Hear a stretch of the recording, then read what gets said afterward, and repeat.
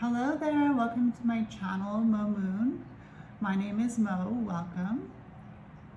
Today I just want to take some time to talk a little bit about my journey return from Samael. If you started following the journey, you'll have noticed that I haven't been uploading any videos lately in regards to Return from Samael. And that's not because I haven't been doing the work and continuing my studies. It is not because of that reason. I'm still very successful with my journey, and I'm still making my moves monthly, and still writing my manuscript in regards to what I'm learning, the gnosis that I'm receiving from the gods and goddesses of the Qliphoth. If you watched my my series Qliphoth Journeys, where I document my initiation through the Qliphoth, you will have seen that I did mention that I wanted to, if I could, once I finished my journey through the Qliphoth and my successful initiation, where I reached Samael, which I did achieve, you will see that in one of the videos I did mention that I would have liked to have taken more time in the tunnels, and that I might do that when I finished my Qliphothic initiation. Well, I did finish my Qliphothic initiation, and now I'm taking more time to study the Qliphoths, but also I'm taking time in each of the tunnels to gather gnosis in regards to the tunnels and in regards to the entities that rule each of the tunnels. So it's a long journey. It's going to take me approximately another 3.5 years to complete my journey in the Qliphoth and to successfully exit through the gates of Lilith, and to return to the day side. Right now I'm working with the night side, which is the Tree of Qliphoth, and the day side is just our everyday routines and stuff like that. So the reason why I stopped documenting each of my moves is because as a magical practitioner, I am well aware that there are opposing energies that would like to see me perhaps not succeed in this endeavor. And for that reason, I've chosen to keep my gnosis until I publish my book in regards to this whole journey that I'm doing with the Qliphoth. So again, it's going to take me at least another 3.5 years, give or take.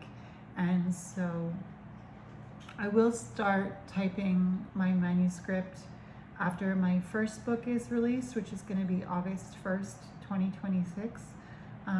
So I will talk more about that once it is out and published. But I also have this manuscript in the work, and I'm gonna start typing it after my first book is published, August 1st, 2026, and then I will start typing this one, because so far I do have a lot to type, and I don't want to be left with that huge responsibility in 3.5 years. So I'm going to start typing what I have written so far whenever I have time, starting August 1st. So that's kind of an update as to what's going on with my journey return from Samael. And I just wanted to kind of use, well, not kind of, but use my Thoth Tarot to just relay a message, maybe a message that pertains to you, maybe a message that also resonates with me, just because I don't want to just leave everybody suspended with this whole journey that I'm doing. I want to kind of give you some encouragement, and I'm reading a book by Rebecca.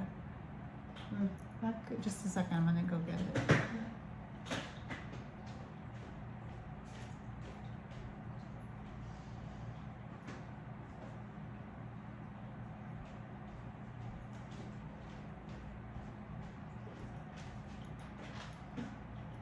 I'm reading this book by Rebecca Campbell, Light is the New Black.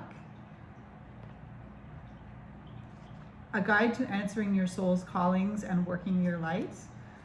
And I'm almost done it. So far, I've really enjoyed it. And I think one of the takeaways that I've been able to come to the conclusion of this far into reading this book is having a motto for your life. So in this book, Rebecca Campbell talks about somebody that she knew very well, that was well known, that passed away. But before he passed away, he left a mark on the world with a motto, and his motto was good times. And so when he did pass away, they celebrated his life at the wake, and they had a good time because they were living out the legacy of the energy that this individual had left on the people that knew him. And so in the book, we're encouraged to find our own motto. So it says, what is your motto for your life? And I wasn't sure at first what my motto could be. And so I asked myself, my inner child, my subconscious, to show me what my motto is. And my motto is be the love. So I encourage you to ask yourself what your motto is as well. What motto do you want to leave? What motto do you want to share with people? So for me, it's be the love. Be the love. So I want to be the love, and I want to leave you with a message of love. I'm not going to disclose who I'm working with right now in the Cliff-Off or where I am, but I do want to just tap into the energies that I'm working with to give a message to be the love to you today. So Universal Spirit of the Tarot, please show me a message of love for those who are viewing this video at this time. A message of encouragement, a message of enlightenment perhaps, a message of support for difficult situations, a message of encouragement perhaps for those who seem to be struggling, just a message that resonates with us and helps us out, helps us recognize our own value. Okay, so I got 2 cards here. I got the 8 of Wands, Swiftness, and card number 11 of the Major Arcana, Lust. So what I'm getting from these 2 cards is just to encourage you to take part in what lights you up. Continue to delve into the subjects that set your heart on fire. I know that sounds like a really cliche term, but do what you love. Do what makes you feel good. Swiftness, do it. Don't hesitate. The 8 of Wands, swiftness. So the 8 of Wands is about using your energy to channel what you want to manifest into the world. And card number 11 here, X1, Lust. So often the world will tell you that lust is not appropriate, but I feel like lust is that libido within us, that life energy, that life force within us, that chi, that spirit that animates us, and we are meant to do what sets our hearts on fire. We are meant to pursue what interests us. We are meant to pursue you know, where the inner calling of our hearts is guiding us. And that's what helps us feel whole, is when we do those things that light us up, when we do those things that make us feel lustful for life, that make us feel like we're enjoying life, that make us feel like we're taking part in something bigger than ourselves. And so those two cards, and on the bottom of the deck, we have the Princess of Swords, and this Princess of Swords has been coming out quite a bit. And the Princess of Swords is about allowing ourselves to be teachable, allowing ourselves to be teachable, to be open to learning. And learning, perhaps there's something that you really, really want to do, but you're afraid to do it, or you don't know if you'll be good at it, or you don't know if it's appropriate, you know, for who you are and where you are at this point. But the Princess of Swords says, allow yourself to be teachable, allow yourself to, with the Eight of Wands, to dive into what you're interested in, to allow the spark of fire to illuminate your passions, and to allow you to live out the lust that you have in your life for what you are interested in. So it's just a short message today, but yeah, and I'm going to take that to heart too. You know, I try to live my day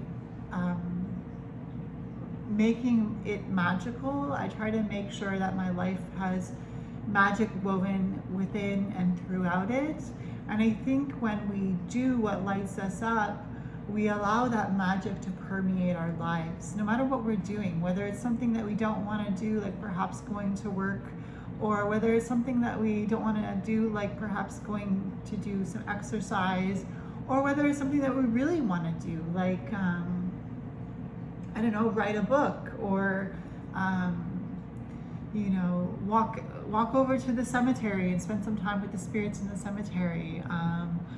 For me, I love doing that. I love going to spend time in the cemetery. But what is it in your life that you love to do, and what is it in your life that lights you up, and what is it in your life that you're passionate about? What do you want your motto to be as you continue on through your life? What motto do you want to leave behind for the future when you know, pass on? Think about that. Think about trying to do one thing that you're passionate about each day. It could be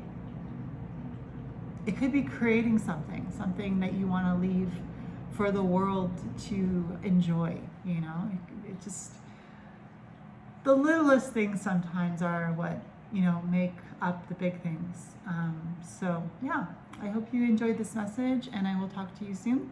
If it's your birthday this week, happy birthday, and remember, be the love.